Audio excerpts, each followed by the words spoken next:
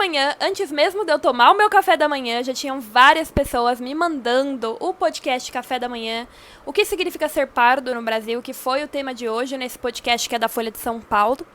E eu não pude deixar de ouvir para trazer algumas observações para vocês. Então, logo no começo da entrevista, o professor Luiz Augusto diz que existem várias razões que uma pessoa pode se identificar como parda. Ele só apresenta duas delas, que são muito opostas em seus significados. Uma delas seria que a pessoa acha que raça não existe, porque ela acha que o Brasil é mestiço e ela não quer se categorizar como branca ou negra. E a outra é porque ela acha que existe racismo no Brasil e por isso ela se reconhece como uma pessoa negra. Então ele já chega aqui mostrando para o que ele veio. E ele veio para ficar 25 minutos reforçando a ideia que só é possível ser antirracista, ter consciência de que o racismo existe no Brasil, se uma pessoa parda se autodeclarar como negra. Ele não dá logo de cara essa opção de uma pessoa que se identifica como mestiça, reconhece que o racismo existe, reconhece que o racismo a afeta, né, mas se identifica como mestiça porque é filha, por exemplo, de um casal interracial, que é algo intuitivo, né? A pessoa vê que ela é filha de um branco com um preto e ela se autodeclara como parda. Esse é um dos únicos momentos em que o Luiz Augusto vai responder uma entrevista em que ele tá falando sobre pardos e ele fala sobre mestiço, né? Ele usa o termo mestiço e ele fala sobre ser mestiço. Sendo que a entrevista toda deveria trabalhar isso, né? Porque a própria definição do IBGE é de que pardo é uma pessoa que é uma mistura de duas ou mais raças entre branco, negro, pardo e indígena. Então já começa aqui com a minha opinião de que esse podcast não responde e não chega perto de responder o que é ser pardo no Brasil, mas talvez responda o que é ser negro no Brasil, que não é a mesma coisa. Depois, ele apresenta duas argumentações que são falaciosas, que são as seguintes. Grande parte do Brasil não é branca e, portanto, deve ser tratada como negra. Essa é uma lógica que busca simplificar a diversidade brasileira e inúmeras identidades que a gente tem, incluindo identidade indígena, de pessoas mestiças de indígena com negro, com branco, né? E, inclusive, a Janaína Bastos, que é uma autora que eu gosto muito, ela fez o livro 50 Tons de Racismo para falar sobre o quanto, quando a gente simplifica as relações raciais do Brasil apenas com as categorias branco e negro, a gente reduz a conversa, né? Que é uma conversa muito complexa e quando a gente reduz, a gente perde muitas oportunidades de entender como o racismo opera no Brasil. Por isso até que o nome do livro é 50 Tons de Racismo, né? Enfim, aí depois ele repete uma fala que reforça isso, né? Na verdade, o negro no Brasil é a população preta, mas é também a população parda, que mesmo não reconhecendo o racismo que ela sofre esse racismo. E, portanto, essa população deve ser defendida como população negra. Ser negro, né? Então, você ser uma pessoa que nasce no Brasil, descendente de grupos africanos, que carrega em seu fenótipo essa descendência de uma forma predominante, isso tem vários significados. Sofrer racismo é uma das coisas que faz parte dessa experiência, mas não pode ser o definidor total do que é ser negro, até porque indígenas e seus descendentes também sofrem com o racismo no território brasileiro. No segundo capítulo do meu trabalho Parditude, Identidade e Mestiçagem no Brasil, eu falo sobre o quanto muitos movimentos identitários hoje em dia fazem várias argumentações sobre o quanto os mestiços sofrem com o racismo no Brasil, e se ele sofre com racismo, então ele é negro, né? E isso não é uma verdade. E essa pergunta que a gente faz no Brasil de quem é negro no Brasil, ela só é formulada dessa forma porque nós temos uma grande inspiração dos movimentos norte-americanos que têm uma ideia de hipodescendência, né? Então é lá nos Estados Unidos que os mestiços não se declaram como mestiços, né? Isso não faz parte da cultura deles porque eles têm uma cultura de apartheid. A pergunta que a gente tinha que fazer aqui no Brasil é quem sofre racismo no Brasil? Quem são os grupos que sofrem racismo no Brasil? Dessa forma, a gente teria uma conversa mais ampla e que abrangesse toda a nossa diversidade que sempre identificou os grupos mestiços, como mulato, caboclo, mameluco e outras diversas nomenclaturas que vêm dessa identificação de que existem mestiços aqui. Sofrem com racismo sem sombra de dúvidas. Isso significa que são negros? Não. Depois, ele cisma em falar que pessoas que se autodeclaram pardas sem se perceberem negras são pessoas que têm uma visão de uma categoria não racial, arracial. Ele usa esse termo que eu nunca tinha visto na minha vida, arracial, né? Como se ser pardo sem defender que pardo é negro fosse ser arracial. Isso não é verdade, né? Nos meus estudos, vocês podem ver que é possível você ter uma consciência, construir uma consciência antirracista e reconhecer a realidade que você vê ao olhar para o seu rosto, ao olhar para a sua família, de que você é uma pessoa mestiça. Né? Então, dá pra gente fazer isso, mas o podcast fica reforçando o tempo inteiro de que pessoas pardas que não se identificam como negras são arraciais, são ignorantes, não entendem nada de raça, né? Então, ele tem um peso de promover uma ideologia que é bastante forte, assim, e sem mostrar outros argumentos que são o outro lado da moeda, né? Nem citar esse outro lado da moeda. Tanto que mais à frente, ele fala das bancas de heteroidentificação e ele fala que essas bancas são só para retirar brancos e amarelos que possam ter se inscrito por cotas, sendo que a gente tem notícias todos os dias de pessoas pardas que são eliminadas por bancas de heteroidentificação. E aí ele fala, as pessoas verem umas às outras de forma diferente, acontece em todas as sociedades, e isso é você querer tapar o sol com a peneira, né? Porque isso pode até acontecer em todas as sociedades, mas isso acontece de uma forma muito maior com pessoas mestiças. E aí tem esse momento épico que ele fala assim, eu não teria muitas dúvidas em dizer que a maior parte dos pardos hoje se entende como negra.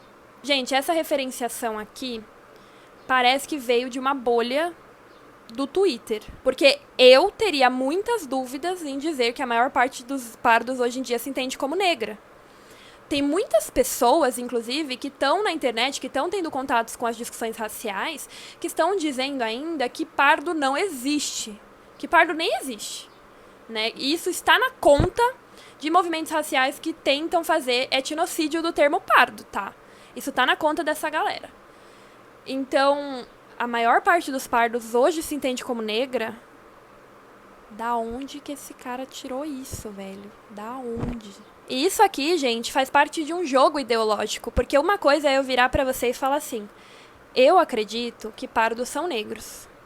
Outra coisa é eu, através de um discurso de convencimento, virar pra você e falar assim, a maioria das pessoas acredita que pardos são negros. Só você que tá de fora. Você não tá dentro aí, você não entendeu direito, né? Então, isso faz parte de um jogo de convencimento ideológico. Isso aqui não é inocente, tá? Aí depois ele fala que ele acredita que deveria existir uma pesquisa, que já existe em alguns lugares, mas que ele incentiva, que depois de perguntar as categorias do IBGE, você pergunta pra pessoa, você se considera branco ou negro? Então você dá as cinco opções do IBGE, que incluem pessoas mestiças, e aí depois você obriga a pessoa a se enquadrar na ideologia que você está disseminando, que você acredita, que é uma crença, que não faz parte da realidade material, porque a gente olha para a realidade e a gente vê a diversidade racial que existe, principalmente no Brasil. E aí você obriga a pessoa a se enquadrar como branca ou como negra no país que mais existiu miscigenação na história do mundo. Entendi. E ainda fala que é para complexificar um pouco essa categoria de classificação. Como complexificar um pouco se você está simplificando completamente, colocando só branco e negro como opção? Complexificar seria, você é pardo por quê? De que grupo você é descendente? Aí a pessoa fala, eu sou parda porque eu sou descendente de indígenas e brancos. Eu sou parda porque eu sou descendente de negros, indígenas e brancos. Eu sou parda porque eu sou descendente de amarelos com negros e nasci pardo. Eu sou parda porque eu sou descendente de brancos e negros. Aí você está complexificando, você está entendendo com maior complexidade. Você dá branco e negro para uma pessoa e você falar que está complexificando, a única coisa que você está complexificando aqui é a visibilidade do grupo pardo. Que a ideia do podcast era responder o que significa pardo. E aí você tá tirando ainda o pardo da jogada e tá colocando só branco e negro como opção. Entendi. Depois eu que sou, né, a maluca. Mas vamos lá.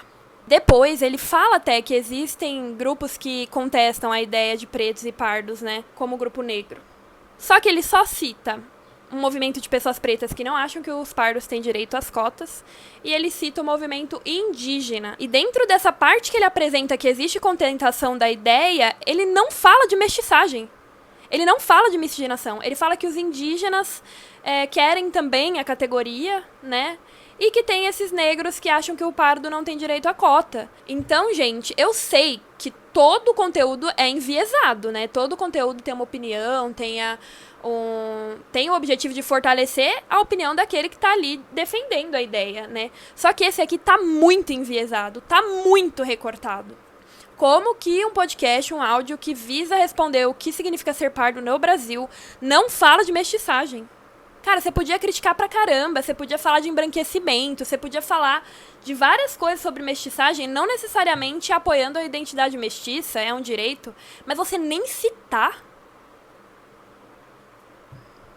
Aí, gente, o podcast chega naquela parte que eu adiantei um pouco pra vocês, que fala em relação à mudança de percepção que existe em relação aos pardos, né?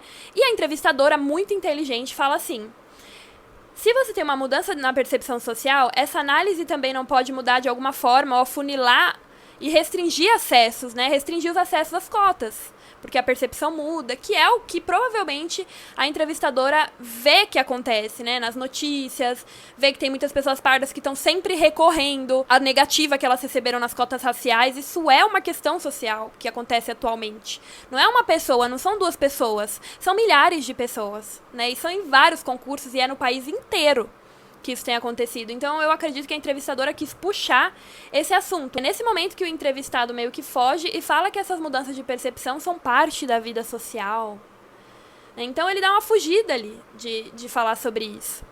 E não responde a pergunta. Eu acho importante citar para vocês de que na Folha de São Paulo a gente tem um colunista que é o Wilson Gomes, que ele fez um texto falado o Brasil pardo detectado pelo IBGE contra o Brasil negro dos identitários. O Wilson Gomes, ele tem uma visão muito similar à que eu tenho da realidade. E aí ele está fazendo uma crítica. E é um texto, gente, maravilhoso. E o que acontece? Ele tá numa coluna da Folha, que é só pra quem paga. Eu, inclusive, assinei a Folha só pra ler esse texto, né? E não me arrependi. Agora eu tô tendo acesso a outros conteúdos que são bem interessantes.